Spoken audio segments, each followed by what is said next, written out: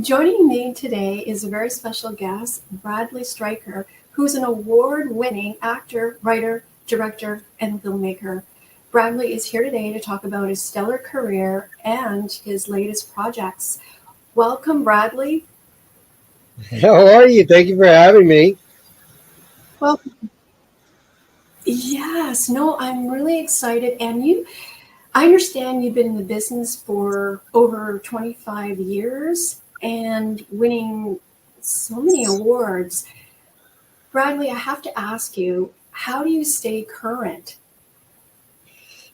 Well, it's a funny question because I don't know that staying current is quite necessarily my goal as much as you're kind of when you're writing things, you're kind of just reflecting what's going on in the world, and so sort of sometimes the subject matter and the things like the movie Sheltering Season, I'm sure we'll talk about, that was the result of being sort of locked up during COVID and going, I need to do something. So again, it was like this sort of, I became the sounding board for a situation a lot of us were in, and the story came out of that. Yes. Well, I want to congratulate you on the Sheltering Season, and this was done right as you said during the COVID, right? And you acted, wrote, directed, and you had your wife Caitlin in it as well. And Yeah. it is amazing what you've been. Yeah. It's so the sort of the idea of it aside, the movie was about we were it was like sort of March, April, we were all locked away, all of us were in our wherever you were in your bubble, and I was just going, how do I need to do something with my energy and time because I'm not somebody that sits still very well. And so I came up with an idea of how to shoot a movie, and I don't know that I actually knew we were going to make it as much as I just had to do something. And what was so interesting is that it kind of caught fire fast. And from what I was told, we were one of the first, if not the first, independent film that was given the green light to go ahead and shoot, which is how we had the wonderful cast and everything that we had. But it was quite a like it was, as these things often are, it's a perfect timing. But it also just happened because there was. I think I wrote the first draft in April and we shot in July. So it was the fastest, I have scripts that I've been working on for over a decade. And so this one happened all in the matter of 3 months, which is kind of unheard of, but it was just the way it was meant to be, sort of lightning in a bottle a little bit. Yeah. I mean, so how did you come up with the idea? Like, I mean, it's very unique, it's a thriller. But what was that pivotal moment? Well, I think it's pretty simple, really, because it was obviously the whole world had changed. So also what had changed is the film and TV. So a lot of us were that this is our lives. We're like, well, am I ever going back to work or is this it? And so I quickly went and sort of looked again, talking about the sort of reflection of the world. I was like, well, everything's changed. The way you go to the store has changed. The way you do everything's changed. So what would the new making films look like? And so one of the things I did was I wrote a story where it was bubbled. So you had each different piece of the story was bubbled in different places so that I knew as a filmmaker I would never ask 10 people to be in a room together because you really couldn't. And the idea of making a movie didn't scare me because, I've made movies before without a lot of money. And so the only way to make a movie at that time was with a skeleton crew, which is basically just everybody that's necessary and nobody else. So zero luxury. And in fact, some people were pulling 10 times their weight because they couldn't have the assistant. They couldn't have the third or the second. So I just looked at that. And so then when it came to the story itself, I was like, well, these are the rules you have to play by. And then I was like, well, what's an interesting scenario that I could plug characters into? And so I started to look at sort of the headlines that we were dealing with, and one of the ones that I was really fascinated with was in the southern United States. They were doing this thing where, I think it started there, where jails, they realized that there's too many people on top of each other in institutions like jail. And so they started going, well, who can we let go so that we can have the correct amount of space in between these humans, and we're not, because at that point, we thought it was a death sentence, so that we don't have people on top of each other giving each other COVID and dying. And so they started to let people go early, and that was one of the jumping off points for the story. And then I was like, what's another thing we're all doing right now? Well, Zoom happy hours. Was a lot of people, they would do these things where they'd call up their friend on Friday, let's get together at 4:00 and we'll all have, my family did it, and we'll chat. So I started to kind of put the pieces together from different things that are happening, and then the story popped out of that. And the story made sense pretty quickly and easily, but I think the reason is that the rules were so strict. So you couldn't stray outside of these certain rules. I couldn't all of a sudden have 10 people in a room. And that makes it really, a lot of times we talk about how it's difficult to, it's so difficult, I didn't have enough money to do this or this. But I think a lot of times these sort of the stringencies on things on a creative medium like film is a gift, because then it makes you play by certain rules, and then there's only one way to get it done. And that's kind of how this film happened. There's only one way to tell a story. And because of all those things, it happened really quickly, which I was happy about. Yeah. Yes, I mean, you did it and so well. And it's airing on Tubi, correct? And Amazon, is that? Yeah, it's on in North America, in the US, and in Canada, I believe. It's on Tubi. I forget what it's in. It's in the UK. It's when you're selling a movie, it gets purchased by different countries. And this one is kind of all over the place. But Tubi did grab it from North America. It's been nice. It's interesting because the movie obviously has a definite quotient story-wise, which is about COVID. So there was the COVID fatigue, which was right after the world sort of opened up again. Nobody wanted to talk about it. I mean, it was part of all of our lives. So there was a lot of movies that had COVID in them that wanted to come out right after the world opened up. Nobody wanted to buy them because people were like, no, I don't want to. Nobody wants to talk about COVID. Well, the irony of our movie is because of the very sort of strategic and specific way that we made it, post-production took a very long time, because once the world opened, people that we had hired went back to their Netflix show, and they were like, Stryker is what most people call me. They're like, Stryker, I need like 6 months to finish this instead of 6 weeks. And I'm like, that's fine, because you got to go do your day job, and they'll do it on Saturdays or whatever. So it took post-production, actually ended up taking better part of a year and a half, 2 years, which ended up being a gift, because by the time we got there, everybody was like, oh, I'll talk about COVID now. But then when we went to sell it, the people were like, oh, that's great, no problem, we love this. Whereas a lot of people ran into a wall when they came out with their movie. There was also a certain thing that happened. There's a lot of people that made like COVID happy hour movies, but they just made them on Zoom. They would record Zoom, and unfortunately the quality's not that high, and then you can't, it's not really a watchable movie, just because we're all used to a certain amount of quality visually. We did not do our movie that way. We did our movie legitimately with legitimate cameras and lenses and everything. So it was better that we didn't come out with that first wave of movies that were just recorded Zoom, because then we would have fallen. It's like, oh, it's just one of those movies, when we were not that at all. So things worked out. We were very lucky. I mean, that's how these things happen sometimes. You have to get lucky. Well, congratulations again. And you have so many projects. I mean, I checked on IMDb and I'm like, oh my goodness. But you have Devil in Idaho, I believe. Yes, excuse me. And you play Sheriff Wilkins. So tell us about that. So Devil in Ohio actually was a limited series on Netflix, and true story. And so this would have been, the world had been open for a while, but so I was just busy making movies, doing whatever I was doing. I auditioned for a show. I got the job. And it was based on a true story. So the showrunner / writer sent most of the main cast of this research she'd done. And it was about a real cult in Ohio. I started reading this stuff and I was blown away. I read the book. There was a novel. I read that as well. But I was blown away. I was like, this is real? This is insane. It's about a cult in the middle of Ohio that's a very sort of satanic cult. Not sort of, it just is. and I started doing it, reading all this sort of research on it and everything. And so I played Sheriff Wilkins, which in the TV version, which so in the real life stuff, you could learn a lot about the people who started the cult. You could learn a lot about the people in the cult as a mass, but not individually a lot. And then you can kind of see some of the ritualistic stuff they did. So my character existed, but there wasn't a lot to read about the actual sheriff. So the story itself is wild because there's this. You can go way back to these people come over from Ireland. They have a rough time.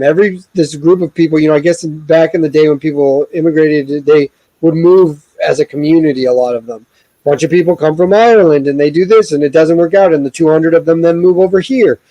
So they actually ended up going from a really rough situation to basically trying to buy some farmland that couldn't grow anything. So these people were just like, they all got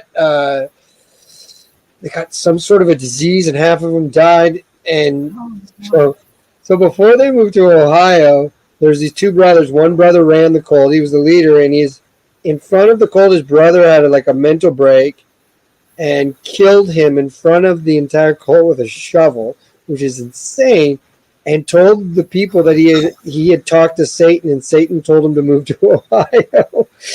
So they then moved to Ohio, where they became very successful farmers.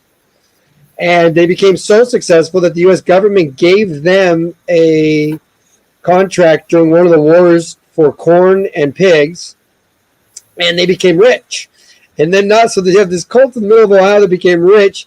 And so what they did is took some of their money, hired lawyers, and created their own county line. And this is where my character's story comes in.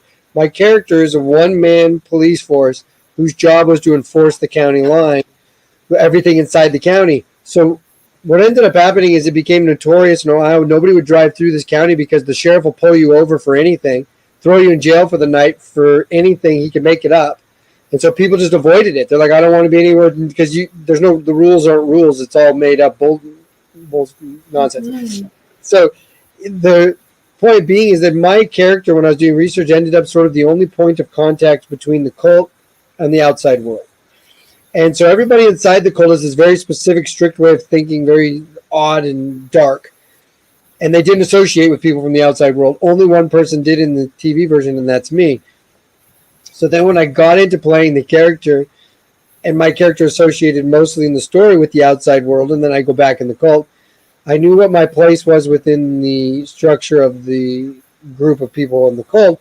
But in the outside world, it became really funny because I realized that because I have the beliefs of everybody that's over here in the cult, and I'm now associating with normal people in the outside world, I must think everybody in the outside world are idiots because they're not as smart and as enlightened as we all are.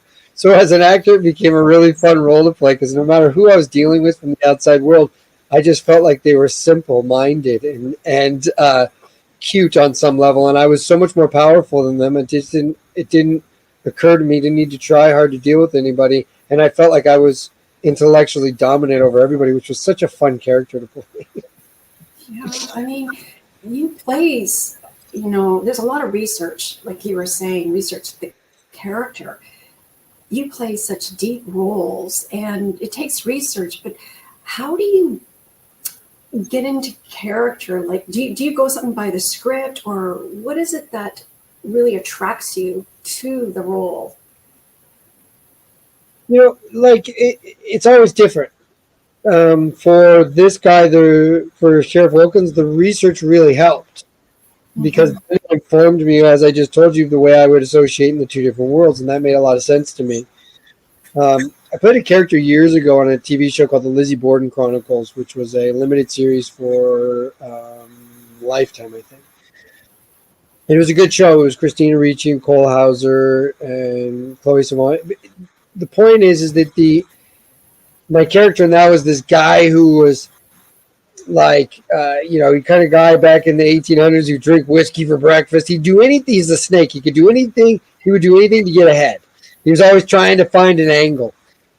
And so I kind of figured out who he was. I remember doing a lot of research, and they described him in the pilot as a bull. But then you had Cole Hauser playing the sheriff, and I was like, he's the bull. Because I also if you watch Cole enough, who's obviously very famous from Yellowstone now, he's a strong, sturdy man, and so there's no way that I was going to outbull him. So like the night before we were shooting, I realized I was like, oh, I'm a snake, not a bull, and it changed the way I stood and moved. Well, it also what ended up informing that character was the wardrobe, and so it's a long story, but I went into my fitting and I came out with a very specific outfit, and because it was the 1800s, nobody had money. My character, I wore the same thing pretty much every episode, the entire season, and my cowboy boots, instead of being flat on the bottom, so I'd be like this. Instead of being flat, they were curved on one side, so it was like they were missing the inside part. So when I wore them, I was kind of like always a little bit like a loopy, but when I moved around. And so in this case, the wardrobe informed the character. It informed the way he moved about the world. I'm just telling you this story as an example of you never know where it's going to come from. I always do the work, and it'll come from one angle or another. Sometimes it comes from an accent. Sometimes it comes from an injury that the character has, of course. But so I just am really open to putting in some time to figure out what it is before I show up to set, and then it makes my job fun. Yes, you have a background in acting, like since I understand high school, and you took acting classes, and but was that moment you said, "Oh, I want to be," or take it seriously, become a professional actor? When was that for you? So I didn't really. I mean, everybody does in high school. You have to do an elective of acting, but it wasn't a thing for me then.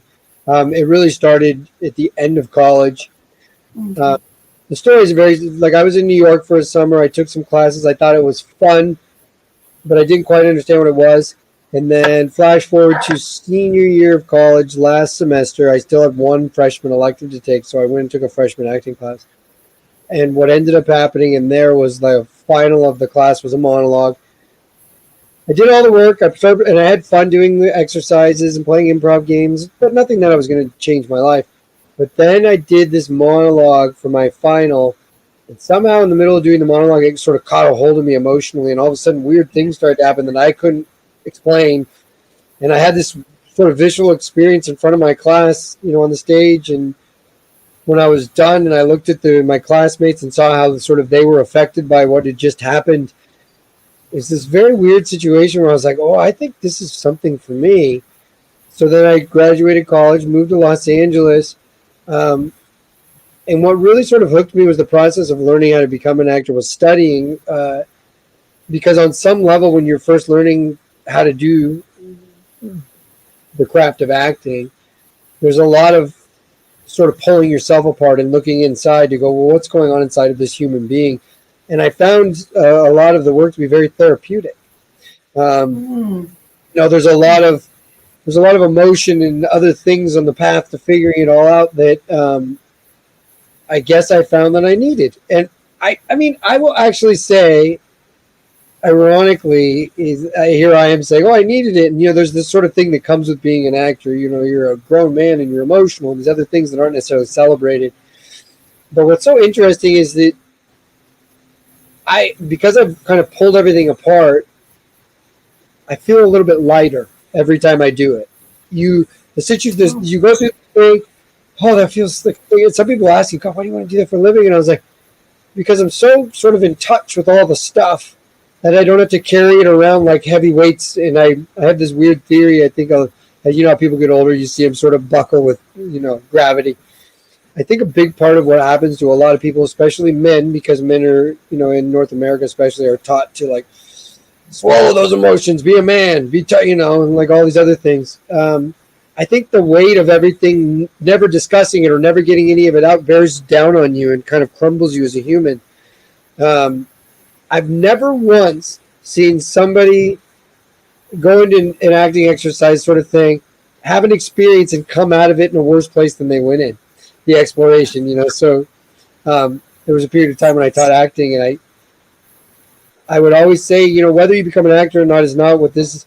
Ultimately, I can't determine that, but I said the one thing I can guarantee you is that doing this sort of work will benefit you as a human being for the rest of your life, period. And I don't think that that's a false statement. I think it's actually true. Like I think there's a benefit in doing that sort of work. I mean, you do it in therapy. People do it in therapy all the time. But in acting, it's sort of required of you. And That was a big hook for me because I like the feeling of the other side. It's kind of like for me, I exercise a lot. So I'm an exercise junkie part of my day. I don't love necessarily the exercise itself. I love the moment right after for the rest of the day. um, I, that for me is like, no, I mean, here I am right now. I'm about an hour out of my workout and I feel great. I That's the part I'm sort of addicted to. It's not the actual lifting of weights or running that I'm addicted to. The older I get, the harder I find that to be.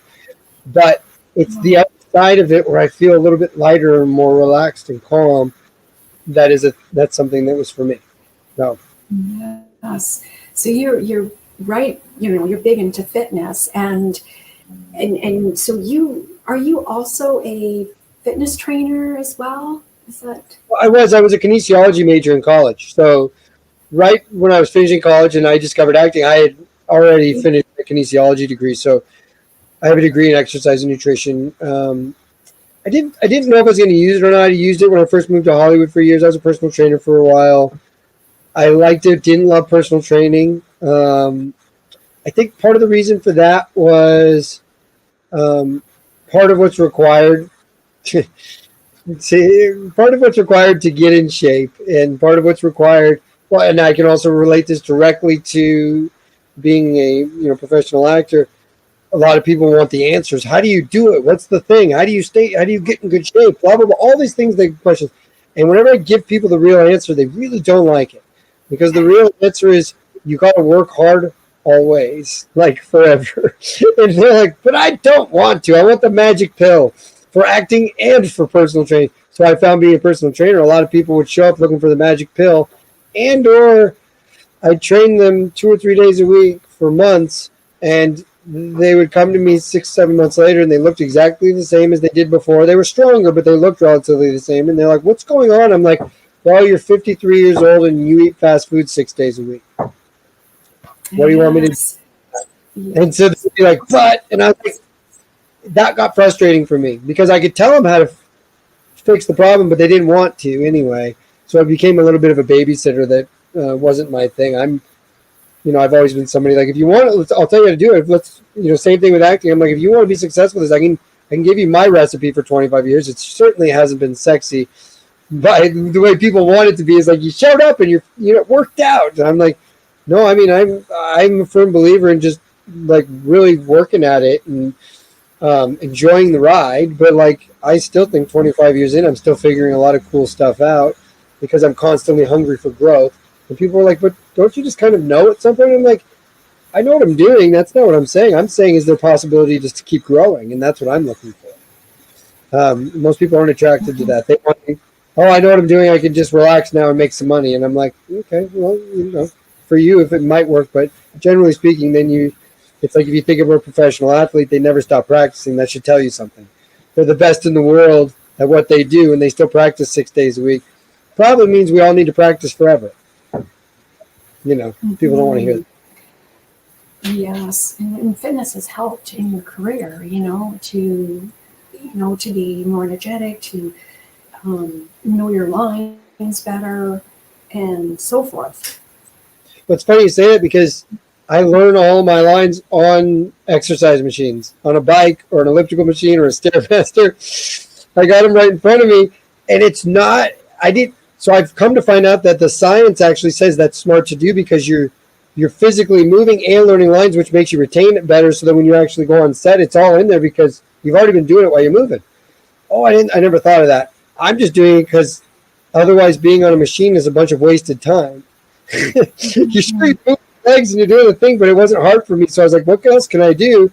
I mean, I got sides. So funny. I got sides everywhere. I got sides right here. So I'll bring the sides with me and set them in the machine and just go and do my it's easy. It's just a good sort of visceral way for me to multitask, which I love doing. I'm a big multitasker. Yes. And then there's nutrition too, right? I mean, of course, drinking lots of water, being really, do you have a favorite dish? I'm spoiled, and I'm going to admit I'm spoiled because I am not a great cook, and my wife is an extraordinary cook. And my wife is also It's me and my wife and my son, who's 8, and me and my son are a lot alike. We would eat. We're not. Listen, most people wouldn't expect this, but I really like potato chips.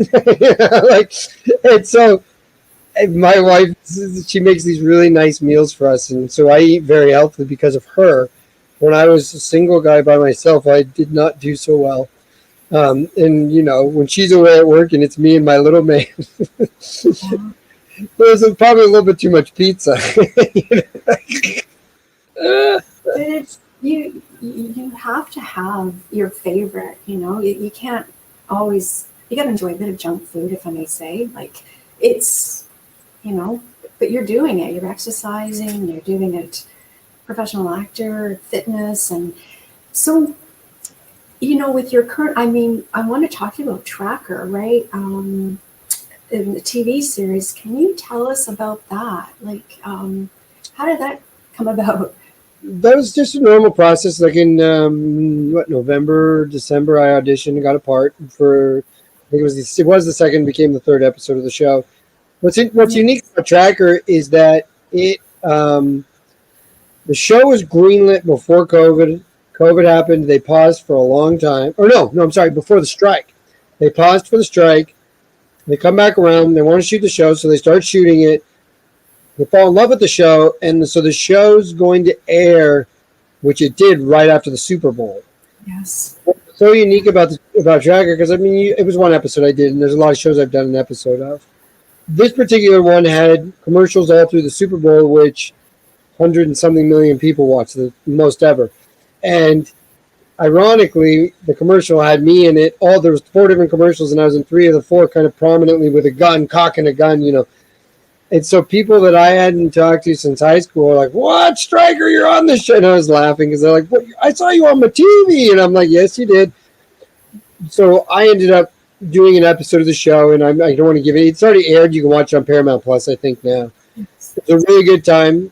Justin Harley's a very nice guy. The show is, shot in Vancouver. I mean, I'm a huge, huge fan of Vancouver and working up there, which I've done a ton. Because first of all, my wife's Canadian. I really as a species of humans, Canadians are just a lovely, lovely group of people, and I'm so lucky to have been adopted by Canada in my process of my life. And so, like when I've worked up there for so many years now that when I show up, I know half the crew and just good people, in my opinion. And so I always have a very, very good time working up there, and I had a great time working on that show. It's a lovely place. So the process of the show is good. I won't give away any story points. I play with a gun. I wield a knife. I threaten Justin. There's a long conversation. You'll see all of it when you watch the show. I may or may not be who you think I am. Later when you watch it. No, and Bradley. So what's next for you?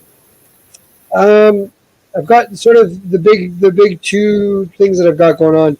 I'm starting another job next week I can't talk about, but that's just life. I did a movie last spring called The Order with Nicholas Hoult and Jude Law. It's going to be a very good movie, I think, because the director, Justin Kurzel's a genius, in my opinion. He's very I've been doing this a long time, and he was a special director to work with. That movie will probably have a pretty big opening somewhere. True story about the people who founded domestic terrorism in the United States, which was insane.